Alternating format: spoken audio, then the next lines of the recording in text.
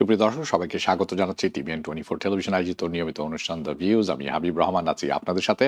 অনুষ্ঠানটি সরাসরি সম্প্রচারিত হচ্ছে নিউ ইয়র্ক স্টুডিও থেকে। আপনারা যারা টেলিভিশনের পর্দায় সরাসরি দেখছেন অথবা সোশ্যাল মিডিয়াতে দেখছেন, ফেসবুক, ইউটিউবে পরবর্তীতে দেখবেন, আশা করি সবাই ভালো আছেন। আজকের অনুষ্ঠানটি কয়েক ভাগে বিভক্ত। ইমিগ্রেশনের আসলে 4টি সেকশন করতে হয়েছে। যে পরিমাণ ইনফরমেশন এবং বিশৃঙ্খলা তৈরি হয়েছে ইমিগ্রেশনের ব্যাপারটিতে, তাতে অবাক হওয়ার কিছু নেই। কিন্তু এই 4টি খুবই গুরুত্বপূর্ণ আপনাদের সবার জন্য। বিভিন্ন সেগমেন্টে আছে। স্প্রিং চলে এসেছে, আপনারা জানেন, এবং স্প্রিং হাউজিং আপডেটটা অত্যন্ত জরুরি। তার তথ্য আমাদের কাছে চলে এসেছে। ইনভেন্টরি বেড়েছে, তার অর্থ কি? বায়ার্স মার্কেট না সেলার্স মার্কেট? হ্যাঁ, ইন্টারেস্ট রেট বা কী হবে সেটি আমি পরের অংশে তুলে ধরবো। আমি শুরু করব প্রথমেই ইমিগ্রেশন থেকে। অ্যান্ড দিস শুরু করবো প্রথমে ইমিগ্রেশন একটা বিগ নিউজ থেকে, যার অংশ হচ্ছে আইস। আইসকে বলা হয়েছে তাদেরকে আরও বেশি করে মানুষকে গ্রেফতার করতে হবে প্রতিদিন, পার ডে। তাদের একটি সংখ্যাও ধরে দেওয়া আছে। ওকে, এবং এটি থাকবে প্রথম অংশ। দ্বিতীয় হচ্ছে স্টেট ডিপার্টমেন্টে তারা বলছেন রিঅর্গানাইজেশন, অর্থাৎ তারা এটিকে ঢেলে সাজাচ্ছেন কেন, কি হচ্ছে, এবং স্পেশালি পরবর্তীতে দ্য ফরেন স্টুডেন্টস যারা আছেন তাদের ব্যাপারে থাকবে বেশ কিছু তথ্য।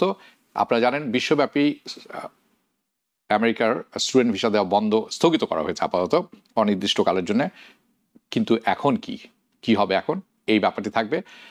এখানে যদি শেষ হতো তাহলেই ভালো হতো, কিন্তু এরপর আমাদের কাছে বেশ কিছু তথ্য এসেছে, সেখান থেকে আমরা জানতে পেরেছি তারা এখন ওটিপি যারা আছেন, কাজ করেন, স্টুডেন্ট আছেন গ্র্যাজুয়েশন হয়ে যাওয়ার পর, সেটি বন্ধ করার কথাবার্তা শুরু হয়ে গেছে। আরেকটি ব্যাপার হচ্ছে সোশ্যাল সিকিউরিটির একটি ছোট্ট আপডেট আছে। তারপর যেটি আছে সেটি হচ্ছে হালকা করে আমি বলবো, কারণ এখন এটি নিশ্চিত নয়। তারা কথা বলছেন ইন্টারনালি, আমার কানে এসেছে, আমি সেটি তুলে ধরবো আপনাদের কাছে। সেটি হচ্ছে যারা ভ্রমণ ভিসায় এসে এখানে সন্তান জন্ম দেন এবং তারপর চলে যান, তাদের ব্যাপারে কঠোর পদক্ষেপ আসছে।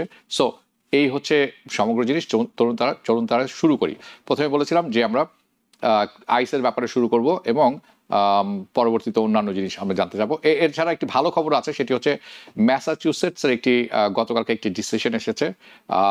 Massachusetts out of the federal court, যার সাথে অংশ হচ্ছে যে অ্যাপ্লিকেশন যারা ছিলেন, যে সমস্ত অ্যাপ্লিকেশন থামিয়ে রাখা হয়েছিল, বিরতিতে রাখা হয়েছিল, পজ বলেন তারা, ইউএসসিআইস স্পেশালি ইন্ডিভিজুয়াল যারা এদেশে এসেছেন বিভিন্ন বাইডেন প্যারোল প্রোগ্রামের আন্ডারে বর্ডার ক্রস করে ভেরিয়াস প্যারোল প্রোগ্রামস, তাদের ব্যাপারে অল দোজ টপিকস কথা বলবো। চলুন শুরু করি। বিগ ইস্যু আইসকে বলা হয়েছে, আইসকে প্রতিদিন 3,000 করে গ্রেফতার করতে হবে। 3,000 লোককে গ্রেফতার করতে হবে, অ্যারেস্ট করতে হবে পার ডে।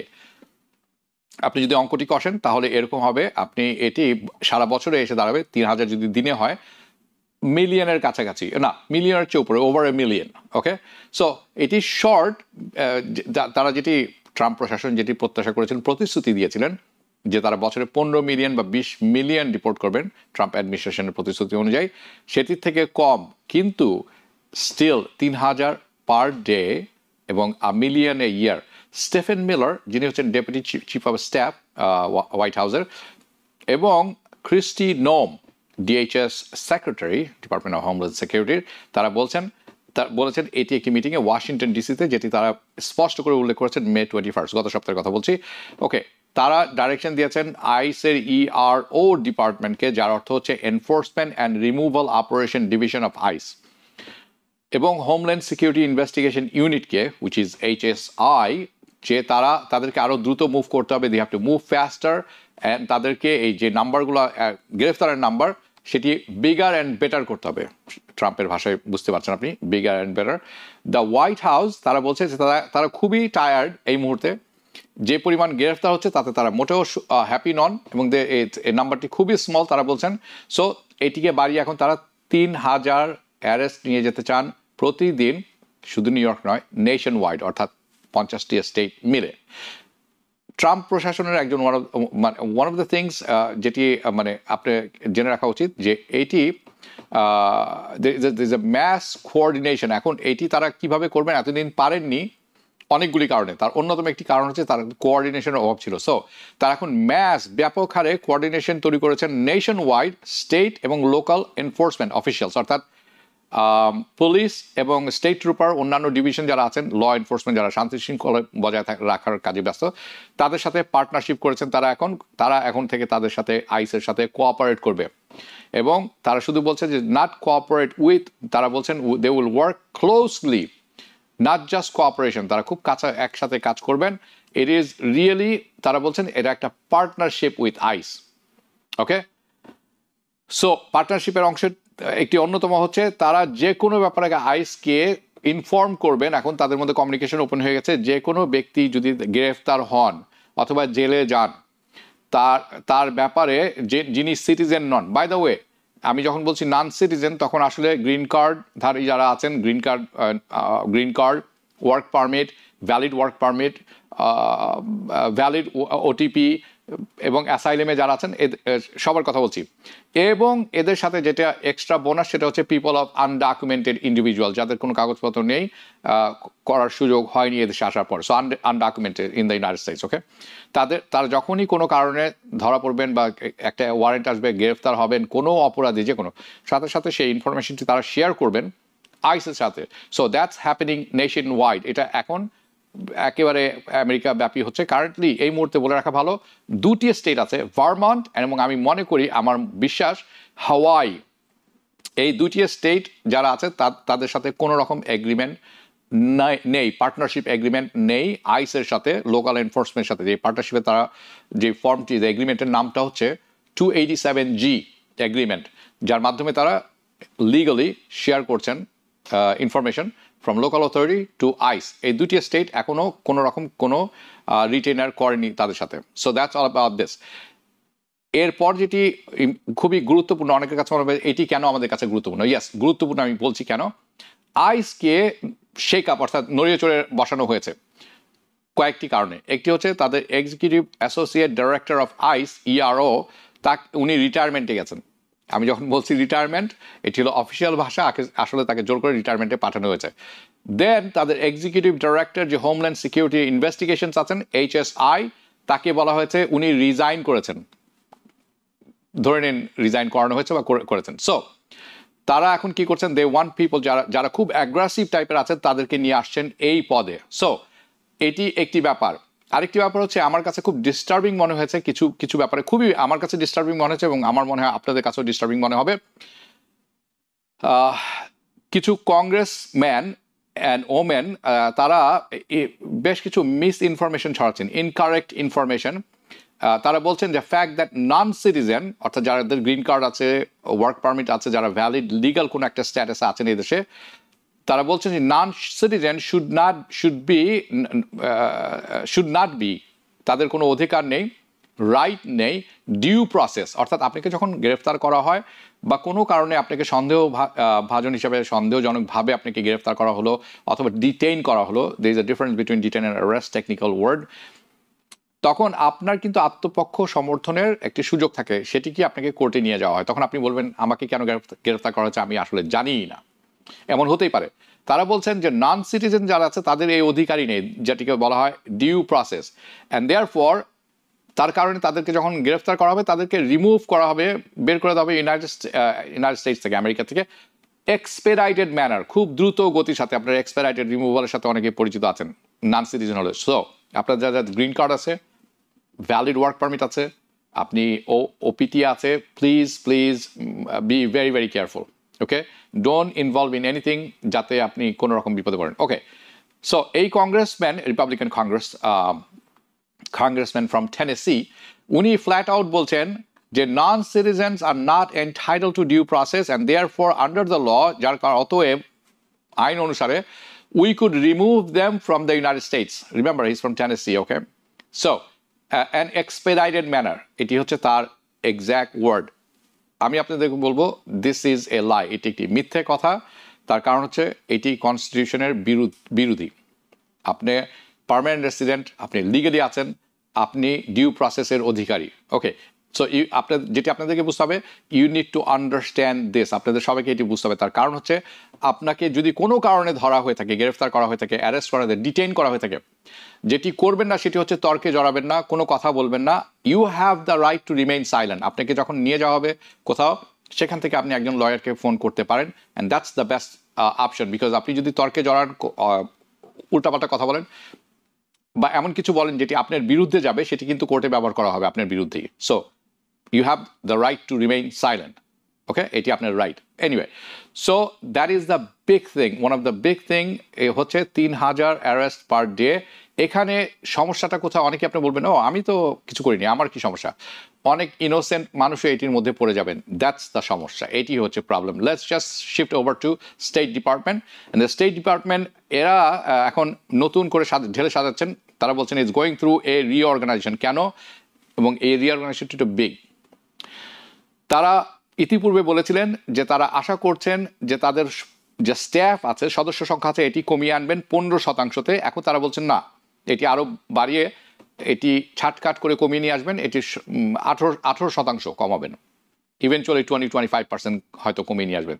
সো সমস্যাটা কোথায়? সমস্যা হচ্ছে এটির প্রভাব পড়তে যাচ্ছে বিশ্বব্যাপী যত ব্যুরো আছে অ্যাক্রস দ্য গ্লোব, আমেরিকার যতগুলো এম্বাসি আছে, প্রসেসিং সেন্টার আছে, এখানে এটির প্রভাব পড়বে। And one of the big things যেটি আছে এই রিঅর্গানাইজেশনে, সেটি হচ্ছে এটি বড় সংস্থা, তো তার একটি বড় সাইড হচ্ছে immigration side.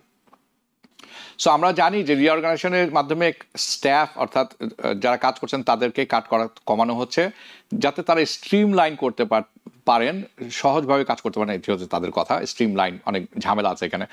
So state department will impact, এটির ইম্প্যাক্টগুলো কোথায় কোথায় পড়বে? সবচেয়ে বড় ভিসা অ্যাপ্লিকেশনে সবচেয়ে বড় পড়বে। অফকোর্স প্রসেসিং ভিসা অ্যাপ্লিকেশন, আপনি অ্যাপ্লিকেশন করলেই তো হবে না, এটি একটি স্টেপ। তারপর যে এই প্রসেসিং শুরু হয়, এই জায়গাতে সবচেয়ে বড় ইম্প্যাক্টই পড়বে। বাট অলসো এই যে তারা আরেকটি কাজ করেছেন, সে হচ্ছে restructure the bureau of population, refugee and migration. অনেকে বলবেন যে এটির সাথে আমার কি সম্পর্ক, এখনই শুনতে পারবেন।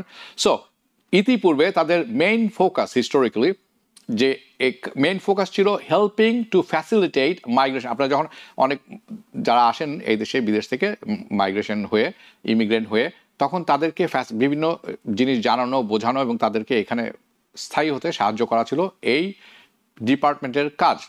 ওকে, ইন দ্য ইউএস। ওয়েল, অনুমান করুন তাদের এখন কাজ কি দায়িত্ব দেওয়া হচ্ছে। The new mission right now under this reorganisation, তারা এখন হেল্প করবেন। তাদের কাজ হবে ফ্যাসিলিটেট ডিপোর্টেশন অফ মাইগ্রেন্টস। তাদের দায়িত্ব দেওয়া হচ্ছে কীভাবে মানুষকে ডিপোর্ট করা হবে, নো মোর ওয়েলকামিং। সো এটির জন্য এটি একটি বড় ব্যাপার। So that's what they are doing right now. Now with the students, আপনারা জানেন যে গত পরশু মার্কো রুবিও পাঠিয়েছেন প্রেস রিলিজ বিশ্বব্যাপী সব জায়গায় যত এম্বাসি আছে ওনাদের, ইউএস এম্বাসি। তারা বলছেন যে US will aggressively student visa revoke করবে। সব স্টুডেন্ট না, চাইনিজ স্টুডেন্ট ভিসা রিভোক করবেন। সো আমাকে একটু ভালো করে দেখতে হলো কেন এটি হঠাৎ করে চাইনিজদের প্রতি দেওয়া হলো। আমরা জানি যে ট্রেড ওয়ার চলছে, কিন্তু আসলে কি তাই? No. So the People's Republic of China, Hong Kong, তারা এই দুইটা জায়গাকে অ্যাগ্রেসিভলি রিভোক করা হয়েছে visa, People's Republic of China এবং যারা হংকং থেকে যে স্টুডেন্টগুলো এসেছেন। এবং এটিতে বলা হয়েছে যে those are the members of communist party, যারা কমিউনিস্ট পার্টির সদস্য, তাদেরকে এটা করা। আপনি জানেন যে এটি একটি ল্যাঙ্গুয়েজ ব্যবহার করা হবে সবার বিরুদ্ধে। এবং যারা অন্যান্য স্টুডেন্ট আছেন যারা ভেরিয়াস ক্রিটিক্যাল ফিল্ড, রিসার্চ হতে পারে, আমি ক্রিটিক্যাল ফিল্ড পড়ালেখা করছেন, তারা ক্লিয়ারলি বলেননি এই মুহূর্তে যে ওই ক্রিটিক্যাল ফিল্ডগুলি কি বা কোন কোন সাবজেক্টের কথা। সো এটি তারা এখনো পরিষ্কার করেনি। আমি ধরে নেব যারা রিসার্চে আছেন, ডেভেলপমেন্টে আছেন, বিভিন্ন রকম গুরুত্বপূর্ণ জায়গায় পড়ালেখা করছেন, যেটি হয়তো তারা মনে করছেন যে এখান থেকে এই জ্ঞানটি নিয়ে চায়নাতে দেবেন, এই ধরনের একটি ব্যাপার অনুমান করা হচ্ছে। সো অন মানডে, এবং আমার মনে হয় মানডে অথবা টিউসডে, হংকংয়ের একটি official, and this is watt আমি পেয়েছি, সেটি হচ্ছে তারা একটি রিলিজ করেছেন, এটির ভিডিও অনেক আছে মনে হয় টিকটক, আপনি দেখে নিতে পারেন। তারা বলছেন তাদের কথা, we will welcome foreign international top talent, বিশ্বব্যাপী যে টপ ট্যালেন্ট স্টুডেন্ট আছেন ইন্টারন্যাশনাল, স্পেশালি যারা ইউনাইটেড স্টেটস আমেরিকা থেকে আসছেন, যাদেরকে হার্ভার্ড থেকে বের করে দেওয়া হয়েছে, তাদের জন্য আমরা নতুন প্রোগ্রাম তৈরি করব এবং তাদেরকে আমরা খুব ভালোভাবে সহযোগিতা করব এবং তারা এই হংকংয়ে আসতে পারেন এবং হংকংকে তারা বিল করতে পারেন। অ্যান্ড ডেইজ লেটার, কয়েকদিনের মধ্যেই মার্কো রুবিও আমার মনে হয় এটিরই পরিপ্রেক্ষিতে বলছে okay let's revoke Chinese student visa, সব চাইনিজ স্টুডেন্ট ভিসা বাতিল করে দেওয়া হোক। ওকে, নাও দিস ইজ অবভিয়াসলি আপনারা বুঝতেই পারছেন এটি একটি জিও পলিটিক্যাল ইস্যু এবং এর সাথে প্যালেস্টাইন ইস্যুও জড়িত আছে, all of that. Now these students unfairly ধরা পড়েছেন এই ফাঁদে, একটা মিক্স সিচুয়েশনের মধ্যে তারা পড়ে গেছেন। It's a horrible situation for the student. Now, that is the big thing for Chinese student. Aggressively তাদের স্ট্যাটাসগুলো রিভোক অর্থাৎ বাতিল করে দেওয়া হচ্ছে। আমি নিশ্চিত যে আগামী কয়েক সপ্তাহের মধ্যে আমরা দেখব যে ইন্টারন্যাশনাল স্টুডেন্টরা তারা কোর্টে গেছেন এই কেসটি নিয়ে তাদের স্ট্যাটাসের ব্যাপারে, এবং তাদের ভিসা হয়তো বা রিইনস্টেট পুনরায় দেওয়া হবে, কারণ এটি আমরা দেখেছি বেশ কিছু কেসে এটি হয়েছে। সো আমি আশা করছি, I expect that to happen within Chinese students as well, with the Chinese students, excuse me. So আপনি আশা করতে পারেন there will be a pushback on this one. Now, students more broadly, international student যারা আছেন, aside from যেটা হচ্ছে চাইনিজদের ব্যাপারে, এটি ছাড়াও যেটি হচ্ছে সেটি হচ্ছে there is a big effort, অনেক বড় একটি প্রচেষ্টা চলছে স্টেট ডিপার্টমেন্ট থেকে slow down the processing of student visa, specifically F1, M and J visa বিশ্বব্যাপী গ্লোবালি। যারা বাইরে থেকে দেখছেন এই অনুষ্ঠানটি তাদের জন্য এটি হবে একটি দিক নির্দেশনা, বিকজ আমাদের হাতে একটি কেবল এসে পৌঁছেছে স্টেট ডিপার্টমেন্ট থেকে, এটি পত্রিকায় ফাঁস হয়নি। সো আরও অনেকের কাছেও গেছে যারা পেয়ে থাকেন। ও এনিওয়ে, সো শুধুমাত্র চাইনিজ স্টুডেন্টের ক্ষেত্রেই নেই, আপনারা জানেন যে বিশ্বব্যাপী এখন বলে দেওয়া হয়েছে স্টেট ডিপার্টমেন্ট থেকে যে কোনো রকম স্টুডেন্ট ভিসা যাতে না দেয়া হয় এই মুহূর্তে অনির্দিষ্টকালের জন্য স্থগিত ঘোষণা, বন্ধ নয়, স্থগিত ঘোষণা করা হয়েছে। তার উপর যেটি আমি এখন বললাম যে তাদের পরিকল্পনা হচ্ছে যে কোনোভাবে হোক, এবং তাদের পরিকল্পনায় আছে কিভাবে ফর স্টুডেন্ট 3টি ক্যাটাগরিতে হয়ে থাকে এফ, এম অ্যান্ড জে ভিসাতে এটিকে স্লো করে দেয়, একেবারে স্লো করে দেওয়া। সো আমি যখন এই কথাটা বলছিলাম, আমি actually I was looking at a cable, it's a diplomatic cable. Okay, so এই ডিপ্লোম্যাটিক কেবলটি পাঠানো হয়েছে all diplomatic and councillor post, বিশ্বব্যাপী যত এম্বাসি আছে সোজা কথায়। অ্যান্ড তারা কি করবেন এই মুহূর্তে তার একটি দিক নির্দেশনা এই ডিপ্লোম্যাটিক কেবলে আছে। স্টুডেন্টস যারা এখন আছেন, দে আর গোয়িং টু ডু কি করবে, তাদের অবস্থা কী হবে, তাদের প্রোটোকলটা কি হবে, কোন প্রোটোকল তারা দিবেন। সোশ্যাল মিডিয়ার কথা বলা হয়েছে, মেনশন করা হয়েছে অনেকবার যে এফ, এম অ্যান্ড জেতে যারা আসবে to remove some of the appointment, এবং তাদেরকে তাদের সোশ্যাল মিডিয়ার অবস্থাটি দেখা হবে, এবং তাদের যে অ্যাপয়েন্টমেন্ট দেওয়া হয়েছে এটি যাতে রিমুভ করে দেওয়া হয়, সরিয়ে নেওয়া হয়, মুছে ফেলা হয়। Okay, do some various things within visa appointments, কিছু একটা করুন ভিসা অ্যাপয়েন্টমেন্ট নিয়ে যেগুলা রিমুভ করা যায়। সো আমরা এখনও জানি না যে এটি কতদিন স্থায়ী হবে, how long will it last. Hopefully আশা করছি খুব শর্ট সময়ে এটি একটি টেম্পোরারি চেঞ্জ, একটি টেম্পোরারি বিরতি, এবং এর মধ্যে স্লো ডাউনের প্রভাবটা পড়বে ভিসা প্রসেসিংয়ে এফ, এম অ্যান্ড জে। আরও এখানে বলছে যে অ্যাকশন রিকোয়েস্টেড, ওই কেবলে আরও বলা হয়েছে the action request effective immediately, যে কোনো সময় এখন এই মুহূর্তে থেকে, in preparation for expansion of social media screening এবং ভেটিং। কাউন্সিলরদেরকে বলা হয়েছে যে সেকশন, কাউন্সিলর সেকশন কোনোভাবেই যাতে কোনো নতুন additional foreign student, exchange student, visitors visa appointment এই মুহূর্তে না দেয়, অ্যাপয়েন্টমেন্ট ক্যাপাসিটি তাদের যাতে না থাকে, until further guidance is issued. এটি হচ্ছে এই কেবলের অংশ, একেবারে ওয়ার্ড টু ওয়ার্ড। সো আমি আশা করছি ইন কামিং ডেজ, আগামী কয়েকদিন অ্যাপয়েন্টমেন্ট অলরেডি স্ক্যাজুয়াল যাদের করা হয়েছে সেই সমস্ত স্ক্যাজুয়াল প্রসেস যে আগামী 30 দিনের মধ্যে যেটি আছে বা 60 দিনের মধ্যে, ওই সমস্ত স্ক্যাজুয়াল প্রসেস করা হবে আন্ডার দ্য কারেন্ট গাইডলাইন, নতুন যে গাইডলাইনটি দেওয়া হয়েছে। হাউএভার অ্যাপয়েন্টমেন্ট যেটি অ্যাভেলেবল করা হয়েছে, কিন্তু অ্যাভেলেবল আছে টাইম স্লটে, কিন্তু রিলিজ করা হয়নি, নট টেকেন অ্যাজ অফ যে যখন এই কেবল পাঠানো হয়েছে ডিপ্লোম্যাটিক কেবল। সো ইমিডিয়েটলি ওই সমস্ত অ্যাপয়েন্টমেন্ট সরিয়ে ফেলা হবে ফ্রম অ্যাভেলেবিলিটি, অর্থাৎ আর কোনো অ্যাপয়েন্টমেন্ট দেওয়া হবে না আগামী কিছুদিন। So that's they are doing there, এটি তারা করছেন এই মুহূর্তে। সো আপনারা যারা ফরেন স্টুডেন্ট আছেন এই মুহূর্তে দেশের বাইরে, আপনি ধরেই নেবেন যে you have expect delay on a student side of the prospect and interviews.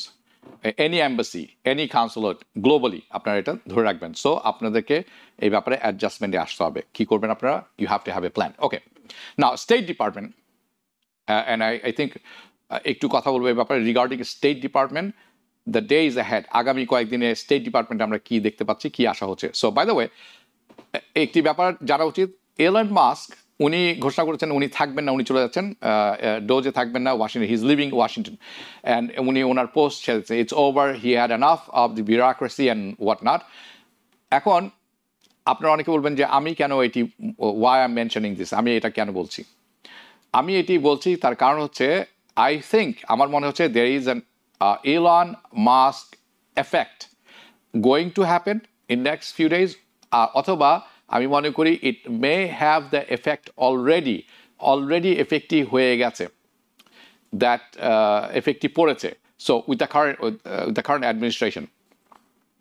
Okay, so administration did not go after the business community. আপনি জানেন যে এই পর্যন্ত বিজনেস কমিউনিটির বিপক্ষে কিন্তু ট্রাম্প অ্যাডমিনিস্ট্রেশন যাননি, অ্যান্ড আমি আসলে স্পেসিফিকলি বলছি business community with the employment base visa processing, এখনও ওইটির বিরুদ্ধে কিন্তু তারা যাননি, যার অন্তর্ভুক্ত হবে H1B, EB1, EB2, আরও কয়েকটি থাকবে, আমি এখন উল্লেখ করবো না। I'm not with the liberty to speak about this এই মুহূর্তে, কিন্তু আমি একটু আঁচ দিয়ে রাখছি।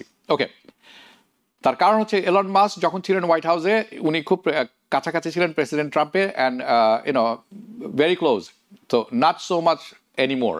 ওকে, থিংস আর ডিফারেন্ট এখন। তার প্রভাবটি পড়তে যাচ্ছে H1Bতে, ডেফিনেটলি পড়তে যাচ্ছে খুব তাড়াতাড়ি H1Bতে। নেক্সট, বিজনেস এফেক্টেড হবে অনেক, যারা ফরেন ওয়ার্কারের উপরে নির্ভর করেন, অনেকে নিয়ে আসেন H1B, H1, not only EB1, EB2, EB3 এই ধরনের যারা আছেন। তার কারণ হচ্ছে উনি ওয়াশিংটনে নেই, তার ইনফ্লুয়েন্স শেষ, so he is being removed from the white house, and I think eventually তারা যেটি করবে, এই যে কয়েকটি ভিসা ক্যাটাগরি, বিজনেস ভিসা ক্যাটাগরির কথা বললাম, তার সাথে ফরেন স্টুডেন্ট ওয়ার্কার যারা আছে, এইটির উপরে এসে পড়বে। Foreign students are the first, foreign workers are next, and let's keep an eye open who's next. আমি হুজ নেক্সটের একটি তথ্য পেয়েছি, সেটি আমি তুলে ধরবো।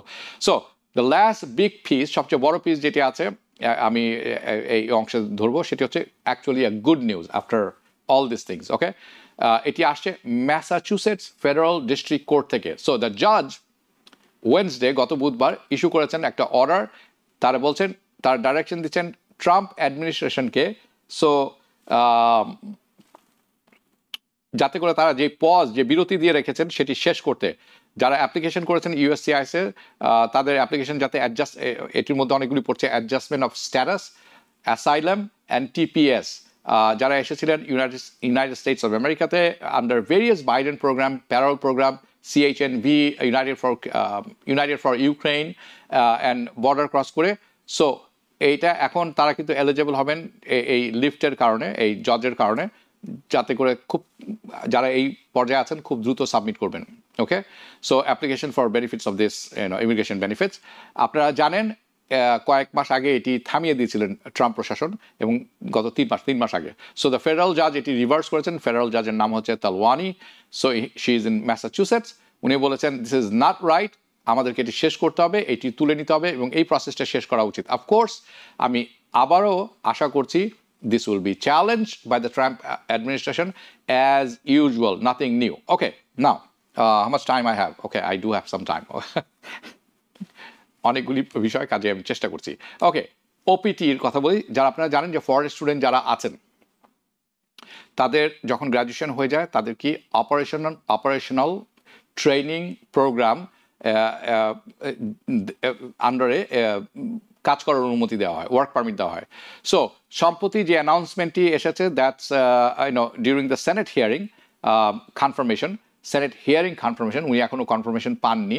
তার নাম হচ্ছে Joseph Edlow. By the way, আমি যে কথাগুলি বলছি, এই জোসেফ এডলো এবং পরবর্তী আরেকটি ভিডিও যেটি আছে, যে এগুলি সিএসপ্যানে পাওয়া যায়, কিন্তু আপনাকে সারাদিন ধরে দেখতে হবে, না হলে আপনি হারিয়ে যাবেন, পাবেন না কোথাও খুঁজে, অথবা মিন্ট নেটওয়ার্ক। আমি এই দুইটির লিঙ্কই এই অনুষ্ঠান যারা পরবর্তীতে ইউটিউবে দেখবেন আমি দিয়ে দিয়েছি, আপনাদের যদি ইচ্ছে হয় সময় হয় দেখে নেবেন। Okay, so a confirmation of Joseph Edlo, উনি হতে যাচ্ছেন director of this department. May 21st উনাকে জিজ্ঞেস করা হয়েছিল দ্য ওপিটি প্রোগ্রাম, এবং জিজ্ঞেস করেছিলেন সেনেটর লি অফ ইউটা। বলা হয়েছিল যে those who are not familiar with, okay, so আমি ওপিটি যারা ফ্যামিলিয়ার না, সংক্ষেপে ফরেন স্টুডেন্টরা 2 বছরের ওয়ার্ক পারমিট পেয়ে থাকেন ট্রেনিং পারপাস। ওকে, সো এবং আমেরিকাতে কাজ করতে পারেন 12 মাসের জন্য। পরবর্তীতে এটি আরও 1 বছর করা হয়, কিন্তু আপনাকে স্টেমের স্টুডেন্ট হতে হবে, স্টেমের স্টুডেন্ট। যখন আপনি স্টাডি কমপ্লিট করবেন দেওয়া হয়। ওকে, সো মিস্টার এডলো বলছেন যে what I want to see, উনি কি দেখতে চান, উড বি এসেনশিয়ালি, যেটি উনি আসলেই চান, একটা রেগুলার এবং regulatory and sub regulatory program হবে, যার মাধ্যমে উনি allow us or the students to remove the ability, যাতে করে এই যে এমপ্লয়মেন্ট অথরাইজেশনটি দেওয়া হয় সেটি F1 স্টুডেন্টকে, এটিকে তাদেরকে যাতে আর না দেওয়া হয়।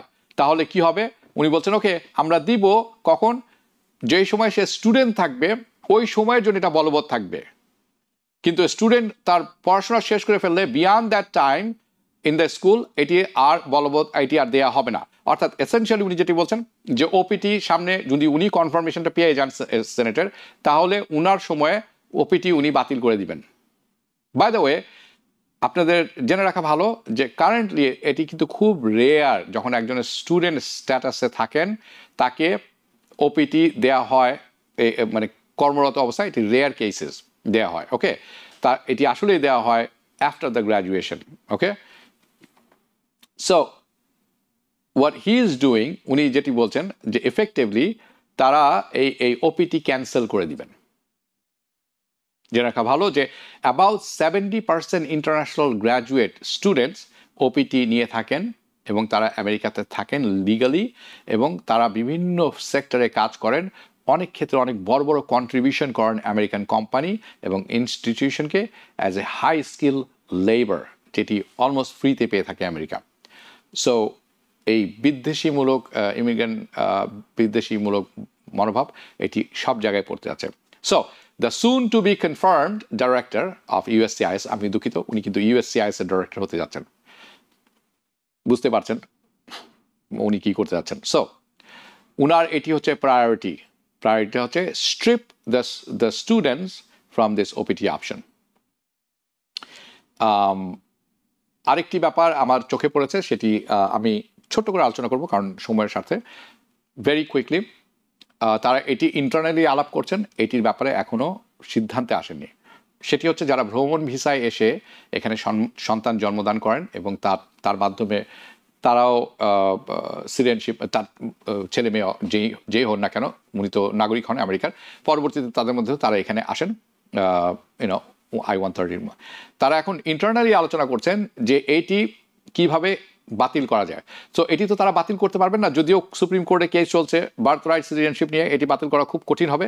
তারা যে প্ল্যানটি এখন করছেন সেটি হচ্ছে এরকম যে যিনি বা যে আসবেন এখানে, তার উদ্দেশ্য যদি হয়, মুখ্য উদ্দেশ্য যদি হয়ে থাকে এখানে এসে তিনি সন্তান জন্মদান করবেন, তাকে তার বাবা মাকে আজীবন ব্যান করে দেওয়া হবে। সন্তান সিটিজেনশিপ পাবেন, কিন্তু তার বাবা মাকে আজীবন ব্যান করে দেওয়া হবে, কোনোদিনই আসতে পারবেন না under any program. So this is also a developing story. আমি আপনাদেরকে আপডেটেড রাখবো। What about EB4?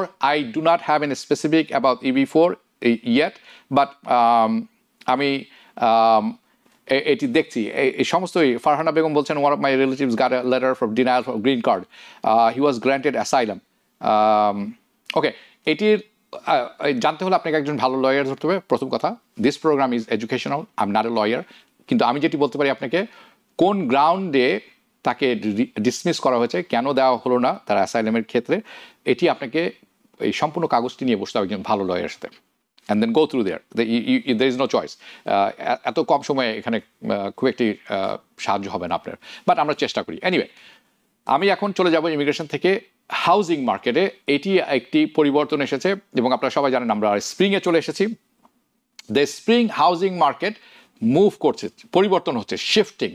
So home price, বাড়ির দাম এখনও কিন্তু অনেক উপরে, এটি কিন্তু নেমে আসে নাই। So the home prices are elevated, there is no question about this, right, no doubt. However, তথ্য বলছে যে লিস্টিং, যে পরিমাণ বাজারে বাড়ি বিদ্যমান বিক্রয়ের জন্য তাদের সংখ্যা বাড়ছে। The listing are rising home, এবং সেটি শুধু সেখানেই শেষ নয়, বাড়ি যেই পরিমাণ মার্কেটে আসছে বিক্রি হওয়ার জন্য যেই সময় পর্যন্ত থাকতো তারা মার্কেটে, তার চেয়ে বেশি সময় তারা থাকছেন। কত সময় আমি কিছু ধরবো, অর্থাৎ আগের মতো মার্কেটে আসার সাথে সাথে একটি বাড়ি বিক্রয় হয়ে যাচ্ছে না।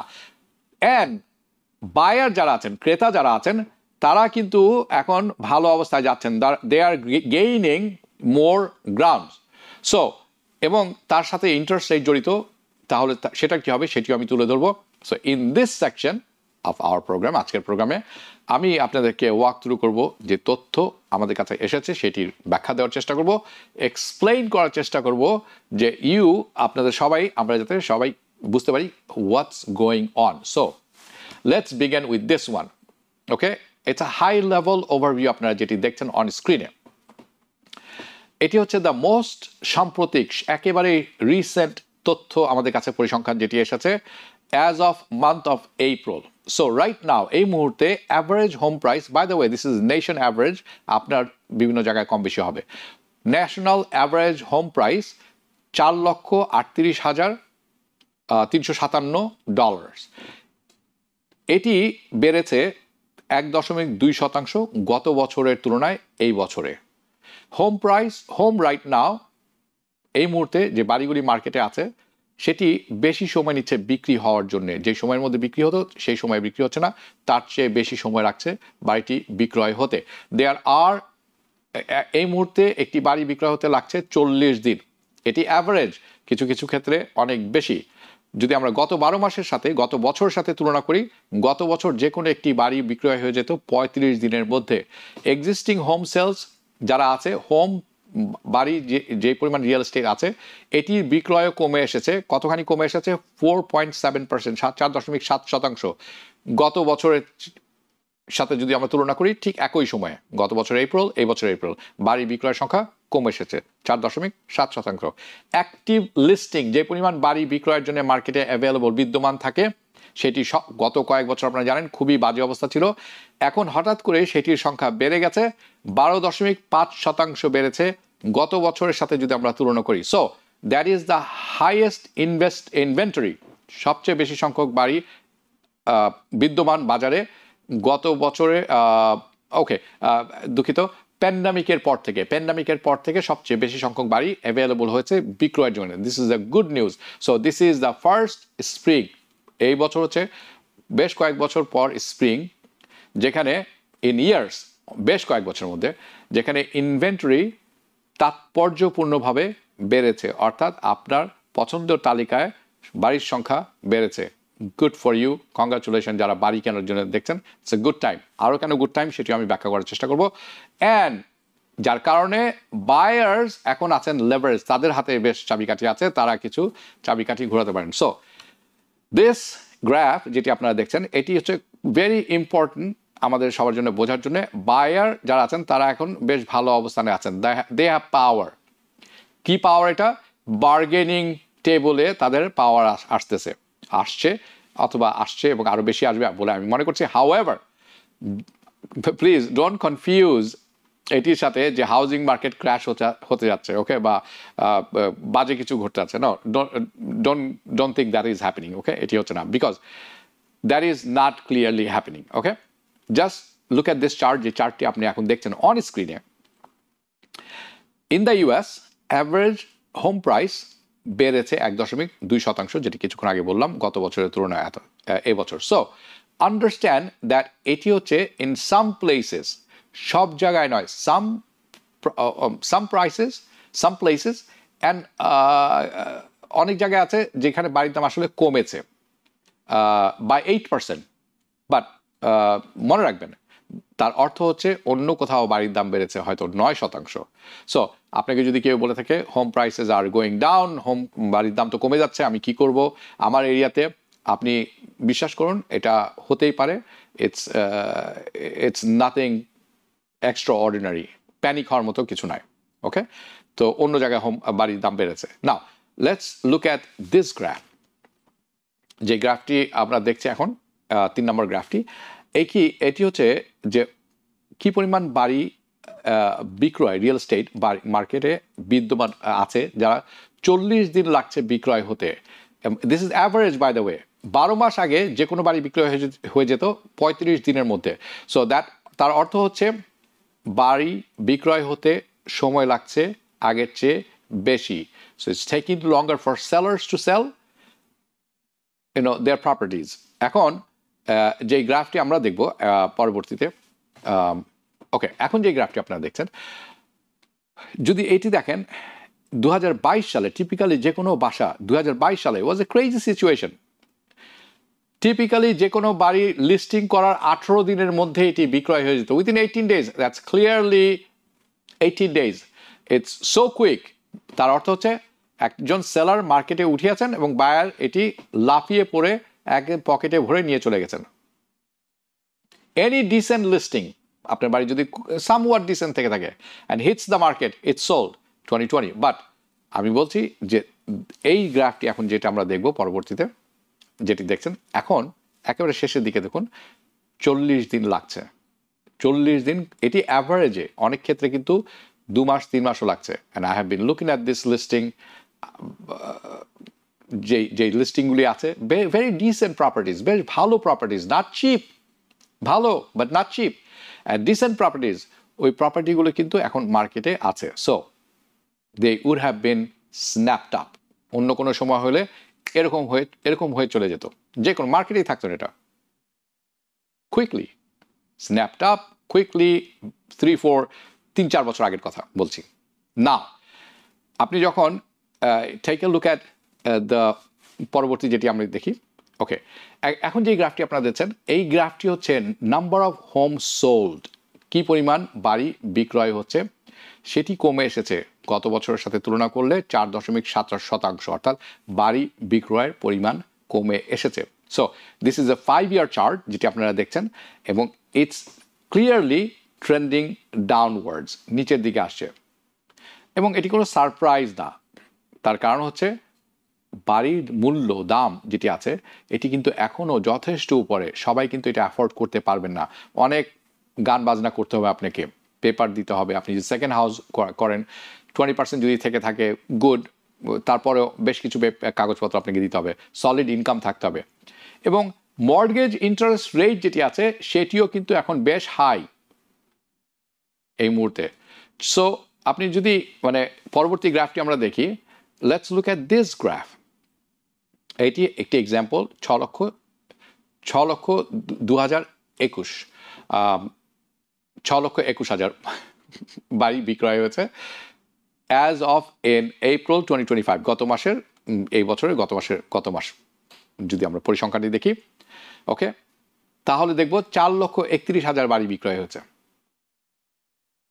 ওকে, তাহলে হোম বাড়ি বিক্রয়ের পরিমাণ সেই হিসাবে কমে এসেছে 31% সিন্স দেন। অ্যান্ড অলসো আপনি যদি এর পরের গ্রাফটি দেখেন, look at this, the supply of home, যেটিকে আমরা ইনভেন্টরি বলে থাকি, এটি কিন্তু বেড়ে চলছে। দিস ইজ গুড যারা ক্রেতা আছেন তাদের জন্য, হোম বায়ার যারা আছেন। সো এসেনশিয়ালি এখন সেলারের সংখ্যা বেড়েছে, দেয়ার আর মোর সেলার্স, এবং the number of home for sale এটির সংখ্যাও বেড়েছে, এবং এটি আনুপাতিক হারে সংখ্যা অনুসারে 1.88 মিলিয়ন বাড়ি এই মুহূর্তে অ্যাভেলেবল আছে। তার অর্থ হচ্ছে ইনভেন্টরি গত বছরের তুলনায় এবছর বেড়েছে 12.5%। সো যদি কম্পেয়ার করেন এই গ্রাফের সাথে, তাহলে আপনি দেখতে পারবেন where we were in last 3 years, গত 3 বছর আমরা কোথায় ছিলাম।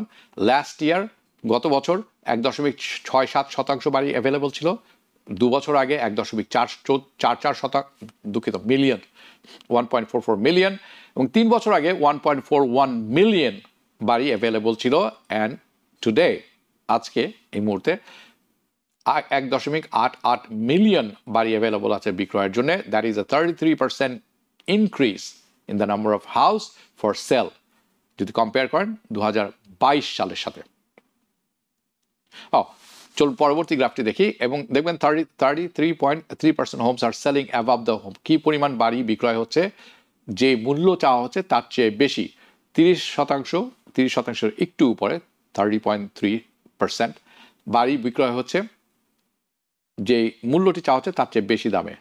এটিও কমে এসেছে 3.3%। তার অর্থ হচ্ছে আমরা যদি পরবর্তী গ্রাফটা দেখি দেখব যে এটি বেশ কমে এসেছে 2021, 2022, 2023 সালের সাথে কম্পেয়ার যদি আপনি করেন তাহলে 58% তখন বিক্রি হচ্ছিল, 60% বাড়ি বিক্রয় হচ্ছিল যে দাম যে মূল্যটি চাওয়া হচ্ছিল তার চেয়েও বেশি মূল্যে বিক্রয় হয়েছে। এখন কিন্তু সেটি নেমে এসেছে 30%। This isn't crazy by the way. এটির অর্থ হচ্ছে আমরা ব্যাক টু নর্মাল, এটাই নর্মাল রেঞ্জ। অ্যারাউন্ড 30% বাড়ি সবসময় বিক্রি হয়ে থাকে যে মূল্য চাওয়া হয় তার চেয়ে বেশি, অনেকগুলি কারণে। বাড়িটি ভালো, অনেকেই ক্রয় করতে চান, কাজেই যে মূল্য চাওয়া হচ্ছে তার জন্য কম্পিটিশন শুরু হয়, কিছু তার চেয়ে বেশি দামে বিক্রি হয়ে থাকে, অথবা অন্যান্য কারণ হতে পারে। বাট এটির শতকরা পার্সেন্টেজ হচ্ছে 30%। দিস ইজ অ্যানাদার ইন্ডিকেটর যে the power between seller and buyer এটি কিন্তু এখন সমান হয়ে গেছে। It has been evening out. Okay, now let's review mortgage interest rate. আপনারা যেটি দেখছেন সেটি হচ্ছে অ্যাভারেজ 30-year ফিক্সড মর্টগেজ রেটের চার্টটি। এটি গত সপ্তাহের থেকে নেওয়া, প্রতি সপ্তাহে বের হয়, ইটস এ উইকলি চার্ট। এটি যেটি আপনারা দেখছেন এটি গত 5 বছরের চার্ট। এটি আসছে ফেডারেল রিজার্ভের কাছ থেকে। নাও গত সপ্তাহে অ্যাভারেজ ইন্টারেস্ট রেট ছিল 30-year ফিক্সড মর্টগেজের 6.86%। So percentage almost 7%. This is the bad news. Here's the bad news. The mortgage interest rate on the 30-year fix, এটির সাথে হাতে হাত ধরে ওঠানামা করে যে জিনিস সেটি হচ্ছে interest rate on 10-year treasury yield। আপনারা যারা আমার প্রোগ্রাম নিয়মিত দেখে থাকেন আমি এটি নিয়ে কথা বলে থাকি। গত সপ্তাহে গত শনিবারে একটি প্রোগ্রাম গিয়েছে স্টক মার্কেটের উপরে, একটু দেখে নেবেন, সেখানে কিছু ব্যাখ্যা আছে। এনিওয়ে, সো 10 বছরের ট্রেজারি yield যেটি আছে তার সাথে হাতে হাত রেখে ওঠানামা করে এটি। সো 10 বছরের যে ট্রেজারি yield আছে এটি কিন্তু নামছে না, এটি উপরের দিকে যাচ্ছে। অ্যান্ড দিস ইজ ওয়াই, যার কারণে মর্টগেজ রেটও কমে আসছে না, এটিও উপরের দিকে যাচ্ছে। দেয়ার ইজ এ রিজন, এটির একটি কারণ আছে। And this is why this is happening. কেন এই সমস্ত জিনিস হচ্ছে, কেন মর্টগেজ রেট কমছে না, বাড়ছে, যেটি আমি গত সপ্তাহের প্রোগ্রামে বিভিন্নভাবে কভার করেছি। The focus was debt market and all this things, ইতিপূর্বে বলেছিলাম। বাট দ্যাটস ওয়াই, এই সমস্ত কারণে আমরা সিম্পলি না দেখছি না কেন ইন্টারেস্ট রেট কমে আসছে না মিনিংফুলি, তাৎপর্যপূর্ণভাবে নিচের দিকে নেমে আসছে না মর্টগেজ রেট। সো আপনি এটিকে দোষারোপ করতে পারেন 10-year yield-এর উপরে। নাও I want to show you overview of the mortgage interest rate situation. With the 30-year fix being 6.85%, close to 7%, highest interest rate ফেব্রুয়ারির পর এই বছরের, এবং মান্থলি পেমেন্ট এখনও কিন্তু অনেক উপরে। আপনারা জানেন অনেকে মর্টগেজ পেমেন্ট বেড়েছে because of the property tax and all this things. Insurance বেড়ে গেছে, দুঃখিত, ইন্স্যুরেন্স বেড়ে গেছে, যার জন্য কিন্তু সবারই মান্থলি পেমেন্ট বেড়ে গেছে 100-200, ডিপেন্ড করে আপনার মর্টগেজটি কেমন। So that's of course due to the elevated price, বাড়ির মূল্য বেশি থাকার কারণে, এবং high interest rate. And the household যারা আছেন $75,000, আমরা যদি পরবর্তী চার্টটি দেখি, ওকে, যাদের ইনকাম $75,000, $75,000 বাৎসরিক আছেন অথবা তার নিচে, বাই দ্য ওয়ে এটা কিন্তু একেবারে যে আমেরিকার অ্যাভারেজ ইনকাম যাচ্ছে মিডিয়াম ইনকাম তার ঠিক নিচে, তার ঠিক নিচে একটু। ওকে, সো আপনি অ্যাফোর্ড করতে পারবেন মার্কেটে বিদ্যমান যে লিস্টিং আছে সেখান থেকে মাত্র 21%, বাকি 80%তে আপনি হাত দিতে পারবেন না, কারণ আপনার অ্যাফোর্ডেবিলিটি থাকবে না, আপনি অ্যাফোর্ড করতে পারবেন না। এবং ইন্টারেস্ট রেট একেবারে 7-এর কাছাকাছি। So we are right there at the threshold. Okay, now they are keeping এই সমস্ত জিনিস অ্যাফোর্ডেবিলিটি, মানে এটা আপনার বহন করার, দায় বহন করা, বাড়ি কেনার ক্ষমতা ভেরি টাইট অবস্থায় নিয়ে গেছে। বাট যে পরিমাণ বাড়ি এখন আসছে, মোর হোমস আর অ্যাভেলেবল, বায়াররা এখন কিন্তু বেশ সিলেক্টিভ হতে পারবেন, নেগোশিয়েট করতে পারবেন হার্ডার, এই অবস্থা কিন্তু এখন তৈরি হয়েছে। তাও here is what you can expect, আপনি কি আশা করতে পারেন আগামীতে। আমি চলুন পরবর্তী দেখি what to expect this summer, এটি what you can expect। অর্থনীতিবিদ যারা আছেন তারা বলছেন you should expect home price growth flatten up, home price growth একটি আসলে ফ্ল্যাটেন হয়ে যাবে, এটি বাড়বেও না কমবে না। বেসিক্যালি তার অর্থ হচ্ছে ইকোনমিক্সরা স্টিল এক্সপেক্ট করছেন যে বাড়ির প্রাইস যেখানে আছে সেখানে থাকবে অথবা অল্প একটু উপরে যাবে, but slower rate, okay, slower রেটে যাবে। আপনি কিছু কিছু ক্ষেত্রে ডিক্লাইনও, কিছু কিছু জায়গায় কিছু কিছু ক্ষেত্রে প্রাইস কমে আসবে বাড়ির, ওকে। নাও সেলস অ্যাক্টিভিটি পিক আপ করতে পারে যদি ইন্টারেস্ট রেট কমে আসে। Now we have been talking about the mortgage interest rate expectation কি আছে সেটি এখনই আলাপ করবো আমি, কারণ এটি চলে আসবে। কিন্তু ইনভেন্টরি যদি বাড়তে থাকে তখন বায়াররা কিন্তু ভালো অবস্থানে যাবে এবং ইনভেন্টরি বাড়ছে। নাও if it does pan out this way, যদি এরকমভাবে চলতে থাকে, ইনভেন্টরি বাড়ছে, বাড়ির দাম খুব বেশি না বাড়ে, আমি বলবো বি পেশেন্ট। আপনি যদি প্রি অ্যাপ্রুভ হয়ে থাকেন, find a negotiating room, find upcoming listings and expect the trend কি হতে পারে, এরকম হতে পারে, this is your time, what's going to happen, right? Now পরবর্তী যে চারটে আছে in terms of mortgage interest rate, আমি মনে করছি ইটস ভেরি স্ট্রেট ফরওয়ার্ড, কারণ আপনারা প্রবাবলি জানেন just this is not a surprise, তার অনেকগুলি কারণ আছে, ওকে। কেন ইন্টারেস্ট রেটের ব্যাপারে surprise becomes extremely difficult right now forecast করার, কারণ অনেক কিছু একসাথে হচ্ছে। সো অনেক ভ্যারিয়েবল জিনিস আছে এখানে প্লে করছে, যার জন্য আমরা বলতে পারছি না মর্গেজ রেটটা কীরকম হতে পারে। হাউএভার এটির সাথে কোয়ারেট করছে 10 বছরের 10 years yield.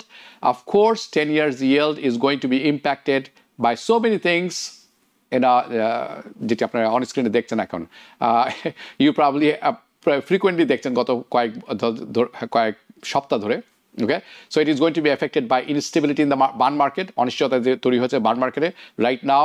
বিগ হেডলাইন হচ্ছে জাপানের সাথে what's happening in international trade bond and bond market, the tariff, the fiscal issues, রাজস্ব নীতি এবং American loan, all this big beautiful bill, debt market, it is all going to affect the Federal Reserve and its policies, এবং এদের policy এবং interest rate কাট, এই সমস্ত কিছুর উপরে ডিপেন্ড করবে। বন্ড বাইং প্রোগ্রাম যেটি ভালো হয়নি কিছুদিনের গত 2 সপ্তাহ আগে যেটি হয়েছিল, এই সমস্ত জিনিসে এফেক্ট পড়তে যাচ্ছে ইন্টারেস্ট রেট। আরও বেশ কিছু তথ্য আমার হাতে ছিল, আমি আরেকটি গ্রাফ আপনাদের খুব দ্রুত দেখিয়ে দিতে চাই কারণ আমাদের সময় শেষ হয়ে এসেছে। অর্থনীতিতে আমরা কি আশা করছি? So recession, stagflation, soft landing, এটির উপরে ইন্টারেস্ট রেট ডিপেন্ড করবে, হাউজিং মার্কেট ডিপেন্ড করবে। ইনফ্লেশন এক্সপেকটেশন কি আছে? সবাই মনে করছেন ইনফ্লেশন বাড়তে যাচ্ছে। গ্রোথ এক্সপেকটেশন, আমাদের অর্থনীতির প্রবৃদ্ধি কি হবে, এইটিও কিন্তু খুব ইম্পর্টেন্ট আগামী বেশ কয়েকদিনের জন্য। সো যদি এই সমস্ত জিনিসে কোনো উন্নতি না হয়ে থাকে, আপনারা আশা করবেন না যে ইন্টারেস্ট রেট কমতে যাচ্ছে, এবং আমি মনে করি না 2025 সালে মর্গেজ ইন্টারেস্ট রেট আর কমতে যাচ্ছে। এনিওয়ে আমরা চোখ রাখছি, আমরা আপনাদেরকে আপডেট করব। বিদায় নিচ্ছি এখনকার মতো, শুভরাত্রি। TBN 24 টেলিভিশন দেখতে আজই কল করুন 7187776556, লগ ইন করুন www.totalcablebd.com। নিউ ইয়র্ক থেকে সম্প্রচারিত TBN 24 টেলিভিশন বিশ্বজুড়ে বাঙালির কণ্ঠস্বর।